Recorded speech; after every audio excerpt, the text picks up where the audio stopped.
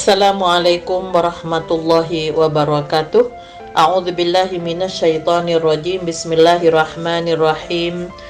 Alhamdulillahilladzi arsala rasulahu bil huda wa dinil haqqi liyudhhirahu 'alad dini kullih wa kafa billahi syahida.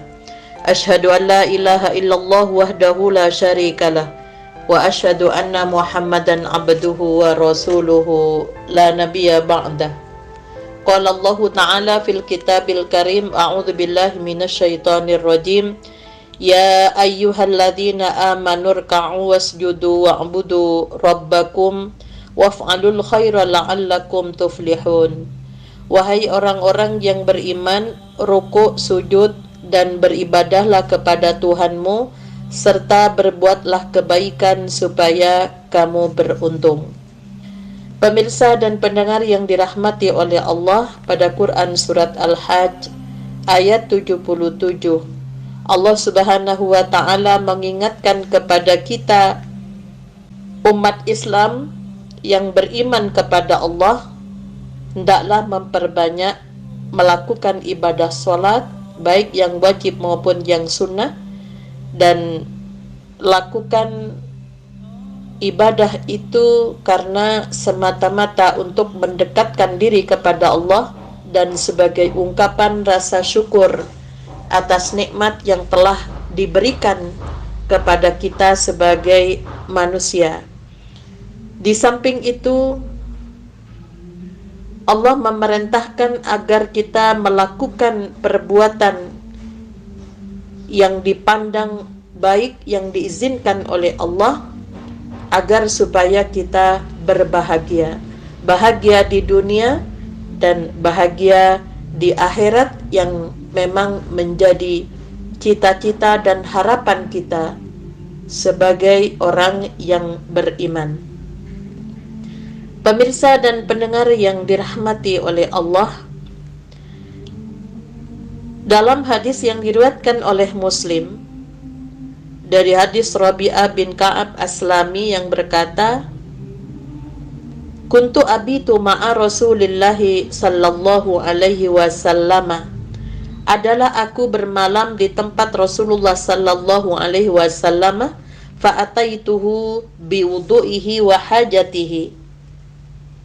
Maka aku membawakan air wudunya dan keperluan hajatnya. Faqala li sal. Maka sabda Rasulullah sallallahu alaihi wasallam, engkau mengharap apa? Mintalah. Fakultu, aku menjawab, as'aluka murafaqataka fil jannah. Aku mohon menyertai engkau di dalam surga. Qala aw ghaira dzalika. Sabda Nabi sallallahu alaihi wasallam pula, apakah ada lainnya lagi? Qultu huwa dzaka. Aku menjawab, hanya itu. Qala, maka sabda Nabi sallallahu alaihi wasallam, fa'inni ala nafsika. Bantulah aku untuk dirimu bikasrati sujud, dengan memperbanyak sholat.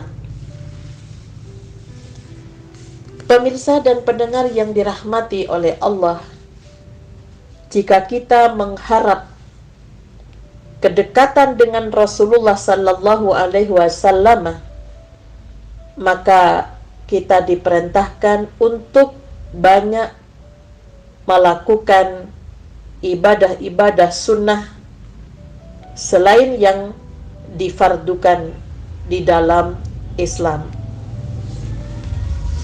Kemudian dalam hadis yang diriwayatkan oleh Bukhari, wa an Abi Hurairah radhiyallahu qala, dari Abu Hurairah yang berkata, qala Rasulullah sallallahu alaihi wasallam, bahwa Rasulullah sallallahu alaihi wasallam bersabda, Innallaha ta'ala qala, sesungguhnya Allah Ta'ala berfirman, Man adali waliyan faqad adantuhu bil harbi. Barang siapa memusuhi seorang kekasihku, maka aku nyatakan perang kepadanya. Wa ma taqarraba ilayya 'abdi bi syai'in ahabba ilayya mimma aftaradtu alaihi. Dan tiada sesuatu yang lebih aku sukai bagi hambaku untuk mendekatkan diri kepadaku lebih daripada hal yang aku wajibkan padanya. Dan wa ma yazalu 'abdi yataqarrabu ila ayya bin nawafili hatta uhibbahu. Dan hambaku yang selalu mendekatkan kepadaku dengan segala perbuatan amalan sunnah, pasti aku sayangi. Fa idza ahbabtuhu kuntu sam'ahu alladhi yasma'u bihi. Maka apabila aku sayangi dia, aku jadi pendengarannya untuk mendengar. Wa basarahu alladhi yubsiru bihi. Penglihatannya untuk melihat. Wa yadahu allati yabtishu biha. Tangannya untuk mengerjakan sesuatu. Wa rijlahu allati yamshi biha. Dan kakinya untuk berjalan. Wa in sa'alani a'taituhu. Kalau dia memohon kepadaku, akan kuberikan dia. Wala in ista'adzani la'u'idhannahu. Dan kalau ia berlindung kepadaku, pasti aku lindungi dia. Pemirsa dan pendengar yang dirahmati oleh Allah, untuk menjadi kekasih Allah Subhanahu wa ta'ala, maka Allah memerintahkan lewat Rasulnya untuk memperbanyak melakukan ibadah sunnah selain yang difardukan. Ketika seseorang dengan ikhlas melakukan amalan-amalan yang sunnah, maka itulah yang disebut dengan kekasih Allah. Jika telah menjadi kekasih Allah, maka Allah yang akan menjadikan pendengarannya ketika mendengar. Artinya, seorang hamba yang mendapatkan kasih sayang sebagai kekasih Allah, maka Allah akan memeliharanya pendengaran untuk senantiasa mendengar hal-hal yang akan membawa kemanfaatan, dan akan diperlihatkan oleh Allah mana yang batil dan mana yang benar. Kemudian tangannya akan dipelihara untuk tidak melakukan perbuatan-perbuatan yang di situ akan menipu dirinya ataupun orang lain, seperti merubah angka 0. Itu dilakukan oleh tangan manusia yang akhirnya mereka lupa kepada Tuhannya kalau itu terkait dengan hak orang lain. Kemudian kakinya akan senantiasa dibimbing oleh Allah berjalan di atas jalan petunjuk-petunjuk Allah dalam kehidupan dunia ini. Apabila memohon sesuatu, maka Allah akan mengabulkan baik dengan cara yang cepat maupun lambat. Tentunya Allah mengabulkan sesuai dengan apa yang menjadi kebutuhannya. Dan apabila mohon perlindungan kepada Allah dari segala gangguan-gangguan syaitan yang akan menyesatkan dirinya, maka Allah senantiasa akan memberikan perlindungan kepadanya. Untuk itulah, agar kita menjadi kekasih Allah, lakukan amalan-amalan sunnah itu dengan tulus dan ikhlas semata-mata sebagai rasa syukur kepada Allah Subhanahu wa Ta'ala, sebagai bentuk ketaatan kepada Tuhannya yang memerintahkan.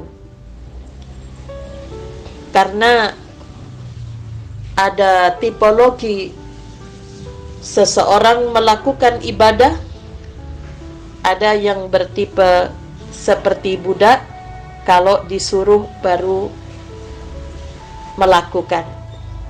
Ada yang tipenya pedagang, ketika melakukan ibadah-ibadah yang menjadi harapan bukan ridhonya Allah, tapi pahala-pahala yang seringkali melupakan diri kita karena kita telah merasa banyak melakukan kebaikan.